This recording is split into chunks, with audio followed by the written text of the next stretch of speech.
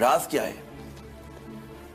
असल में आमिर, सबसे पहले तो जो कोई भी इंसान कोई काम करना चाहे तो उसके अंदर उसको सबसे पहला सबक ये होता है कि ज़िंदगी में अगर आपने कोई चीज़ अचीव करनी है, कोई शॉर्टकट नहीं होता।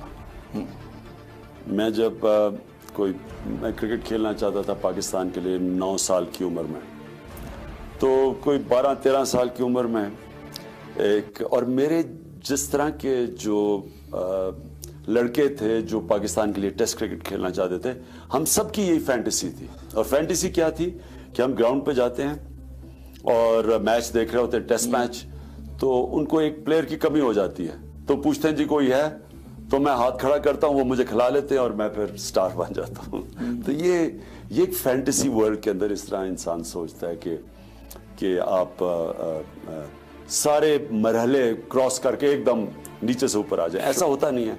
जिंदगी में होता यह है कि एक आपका मकसद होता है, आपकी ख्वाब होती है, फिर आप उस ख्वाब के पीछे जाते हैं और उसमें फिर जो कामयाब इंसान होता है वो जो कि एक तो हार नहीं मानता, क्योंकि बड़े बड़े मुश्किल वक्त आते हैं, जितना बड़ा आप ऊपर सोचते हैं उतना ही आप नीचे गिरते रहते हैं। तो जो कामयाब इंसान होता है वो फिर खड़ा होता है और वो फिर जायजा लेता है कि मैं क्यों गिरा हूं, वो एनालाइज करता है। ये बड़ा इंपॉर्टेंट चीज़ है कि वो अपनी खामियों को बेहतर एनालाइज करता है।